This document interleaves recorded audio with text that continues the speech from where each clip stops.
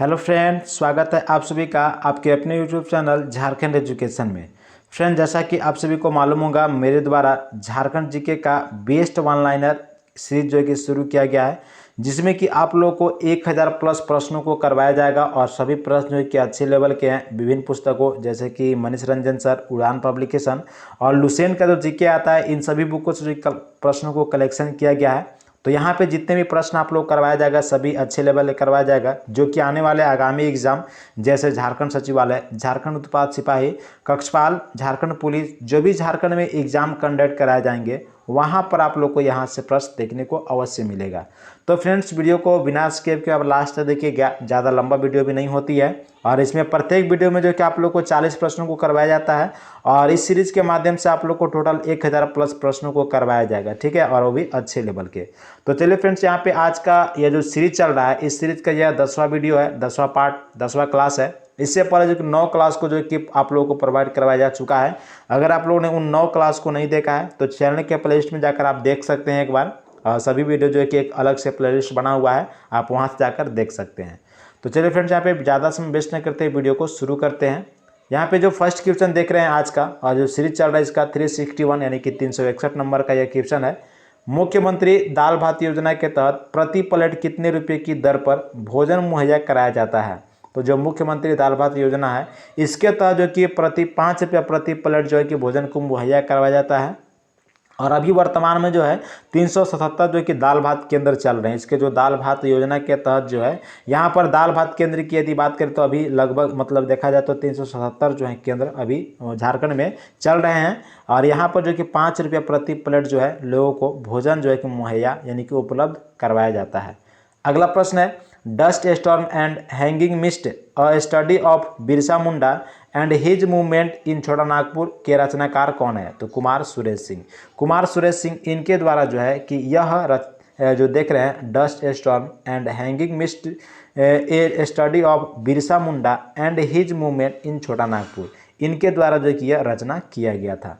अगला है कि बौद्धकालीन भद्रकाली मंदिर कहाँ स्थित है? जो बौद्धकाली भद्रकाली जो मंदिर है यह झारखंड के चतरा जिला में स्थित है, यानी इसका जो आंसर होगा चतरा। अगला है कि मध्य प्लीस्टोसीन काल कितने लाख वर्ष पूर्व शुरू हुआ था? तो ये जो मध्य प्लीस्टोसीन काल जो है यह लगभग 10 लाख वर्ष पूर्व यानी कि पहले जो है कि यह शुरू हुआ था, यानी यहाँ पे इसका जो आंसर होगा 10 लाख वर्ष, ठीक है। अगला प्रश्न है, मुगल सूबेदार मान सिंह ने किस क्षेत्र में अपनी राजधानी बनाई थी? तो मुगल सूबेदार जो मान सिंह थे, इनके द्वारा जो है राजमहल में जो कि इनकी राजधानी बनाया गया था, इनके द्वारा जो है राजमहल में राजधानी बनाया गया था, यानी कहाँ पर? तो राजमहल में।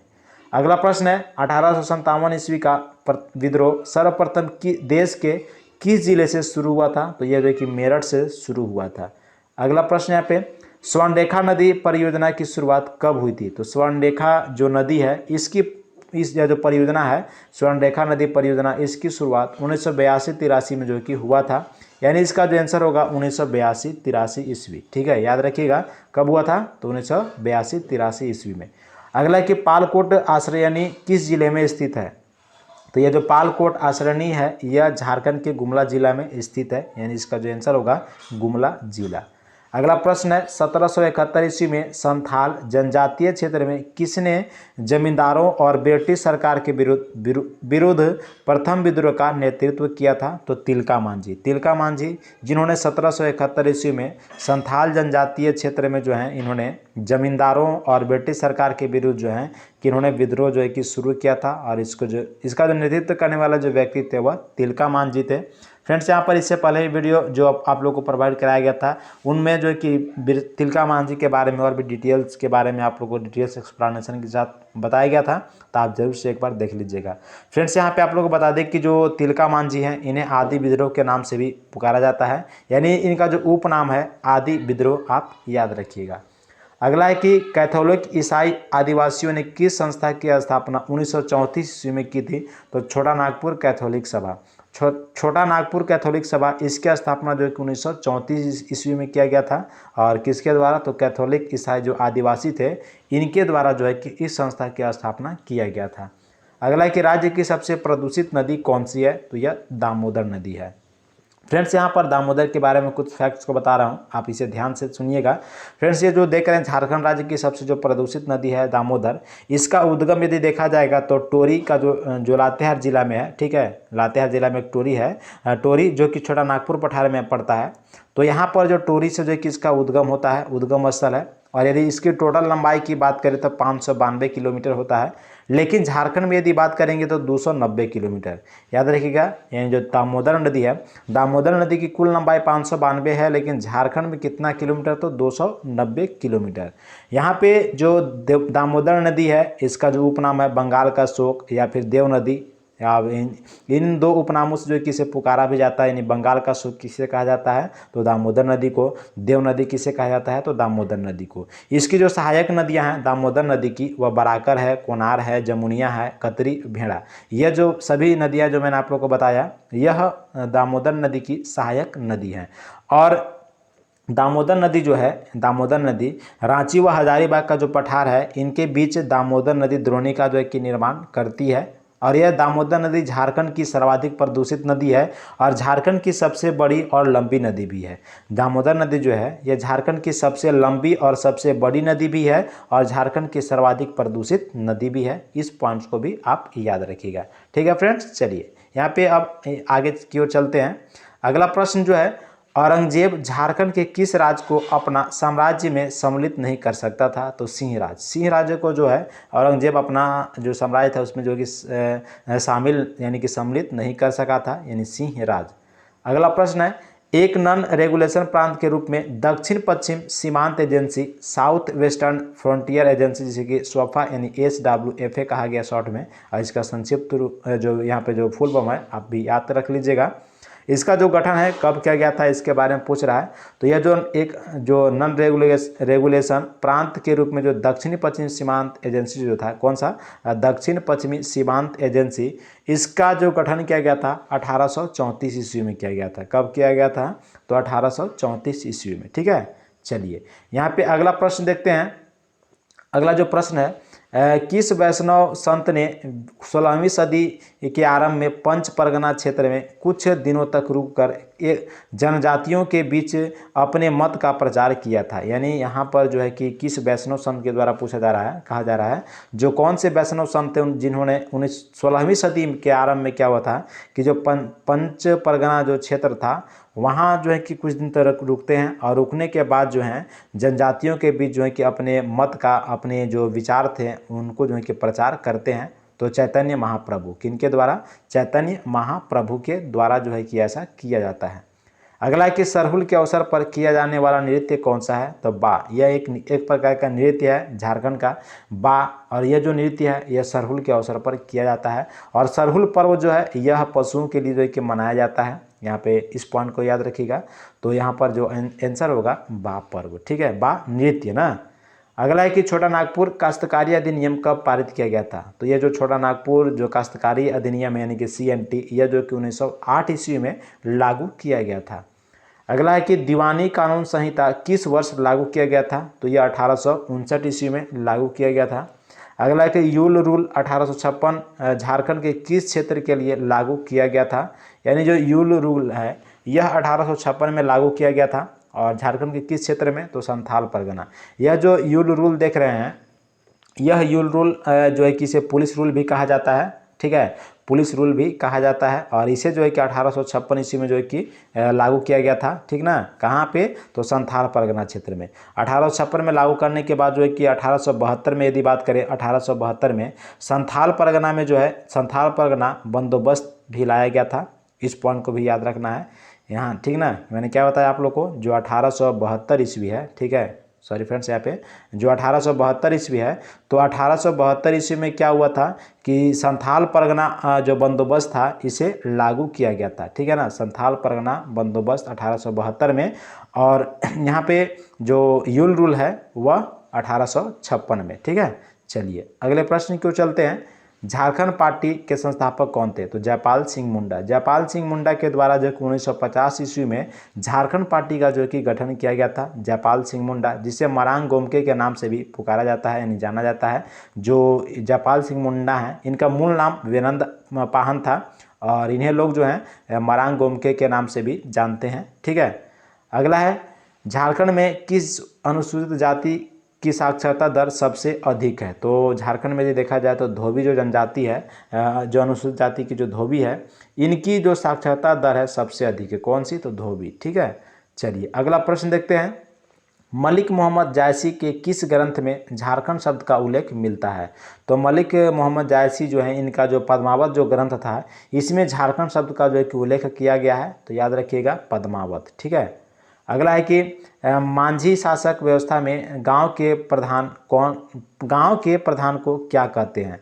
तो यहाँ पे जो मांझी शासक जो व्यवस्था है, इसमें जो गांव के प्रधान होते हैं उन्हें जो है कि नायके के नाम से जो है कि पुकारा जाता है, यानी कि नायके जो है कि कहते हैं। कौन होते हैं? जो धार्मिक प्रधान होते हैं वह नायके होते हैं। कौन से शासक? तो यहाँ पे देखिएगा मुंडा शासक व्यवस्था। ठीक है, अगला है कि झारखंड में राष्ट्रीय राजमार्गों की कुल लंबाई कितनी है। तो 2649 किलोमीटर, यानी कि 2649 किलोमीटर जो है झारखंड में राष्ट्रीय राजमार्गों की यह लंबाई है।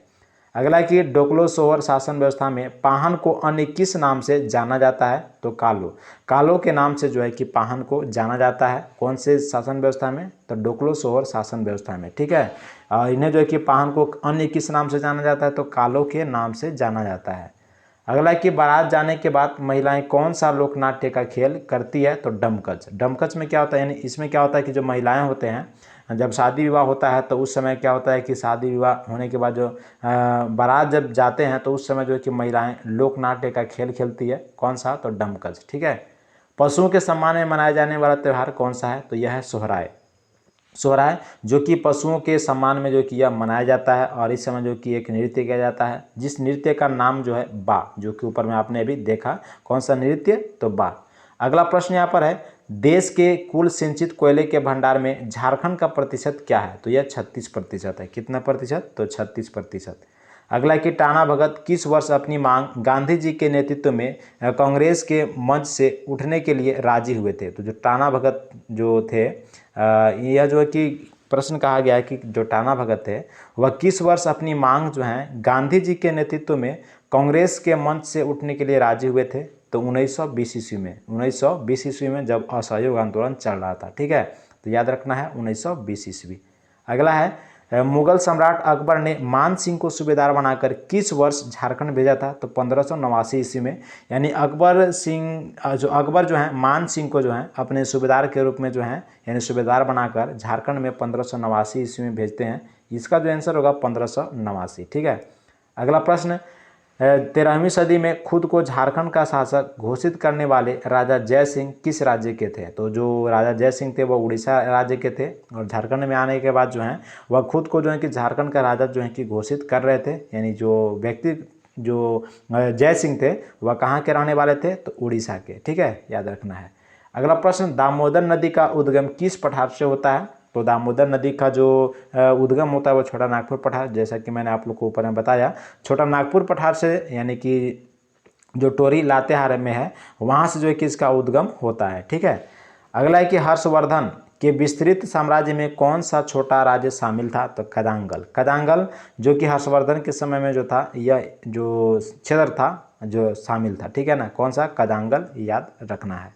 अगला प्रश्न, भारतीय कप्तान महेंद्र सिंह धोनी को सेना ने किस उपाधि से पूर्व विभूषित किया है। यानी यहाँ पर जो भारतीय पूर्व कप्तान ना महेंद्र सिंह धोनी जो हैं, इन्हें जो है कि जो मानद ले कर्नल जो है, इनकी उपाधि जो है कि दिया गया है। मानद लेफ्टिनेंट कर्नल, यानी लेफ्टिनेंट हुआ, मानद जो है लेफ्टिनेंट कर्नल की उपाधि जो है कि इन्हें दिया गया है। ठीक है, अगला प्रश्न है, पद्मश्री सम्मानित झारखंड के प्रथम आदिवासी नेता का नाम क्या है। तो जुएल लकड़ा।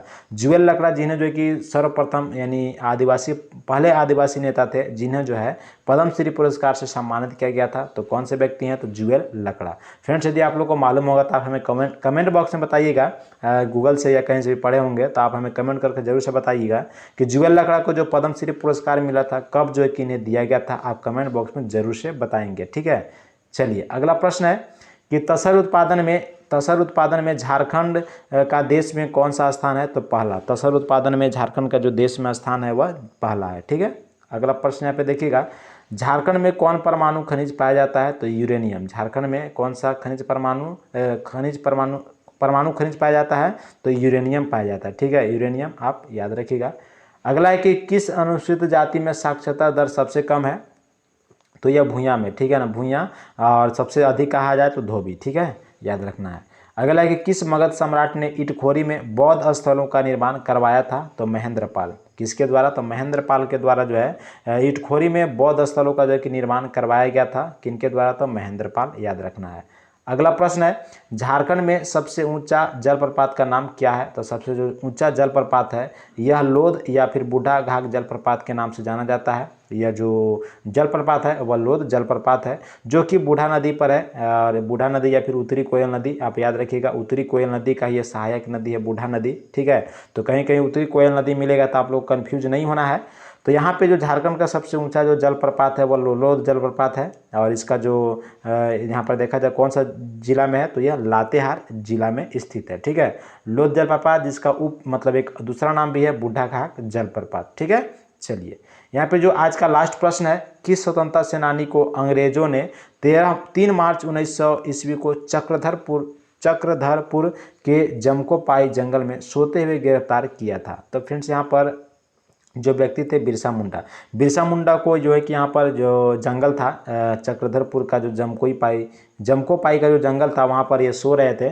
तो उसी समय जो था कि अंग्रेजों के द्वारा जो है कि बिरसा मुंडा को जो है कि गिरफ्तार कर लिया गया। और गिरफ्तार करने के बाद जो है कि उन्हें जेल में ले जाया गया, जो कि रांची जेल। आप लोग को मालूम होगा, मैंने पिछले वीडियो में जानकारी भी दिया था। रांची जेल में ले जाया गया और वहाँ पर जो है कि इन्हें रांची जेल में रखने के बाद जो है हैजा के कारण जो है कि इन्हें जो हैजा का बीमारी होता है और हैजा के कारण जो है बिरसा मुंडा की मृत्यु जो है कि हो जाती है। ठीक है, इनका जन्म 1875 ईस्वी में हुआ था और बहुत ही कम समय में जो कि इनकी मृत्यु हो जाती है। और लोग जो है कि इन्हें बिरसा मुंडा को धरती आबा के नाम से जो है कि पुकारते थे। इनका जो आंदोलन था, झारखंड के प्रति जो भी आंदोलन इन्होंने किए, उनके लिए जो है कि लोग इन्हें जो है कि भगवान के रूप में जो कि पूजते थे। तो यहाँ पे जो इसका आंसर होगा बिरसा मुंडा। किन्हें गिरफ्तार किया गया था? तो बिरसा मुंडा को। तो इस तरह से आपके जो है कि 40 क्वेश्चन 40 क्वेश्चन जो कंप्लीट हो जाते हैं। फ्रेंड्स, इसी तरह की वीडियो जो है कि आप लोग को आगे मिलते रहेगी। वीडियो कैसा लगा कमेंट बॉक्स में जरूर से बताइएगा और पसंद आई होगी तो एक लाइक जरूर से कीजिएगा। आपका लाइक एंड शेयर हमारे लिए मोटिवेशन का काम करता है फ्रेंड्स। तो वीडियो को शेयर भी अपने दोस्तों में कर दीजिएगा। आपका जहाँ भी ग्रुप होगा फ्रेंड्स, आप जिस भी ग्रुप में होंगे आप वहाँ पर प्लीज़ कर आप जो कि इस वीडियो को शेयर कर दीजिएगा और अधिक से लोगों को जो है कि आप हमारे साथ जुड़िएगा। तो फ्रेंड्स, आज की वीडियो में इतना ही। मिलेंगे अब अगले क्लास के साथ और इसी तरह के सीरीज जो है कि आप लोग के लिए मैं लाते रहूँगा। तो जरूर से चैनल को सब्सक्राइब कर लेंगे और बेल आइकन को प्रेस कर लेंगे, जिससे जो भी वीडियो जाए उसकी नोटिफिकेशन आप तक पहुंचती रहे। मिलते हैं नेक्स्ट वीडियो में, तब तक के लिए जय हिंद, जय झारखंड।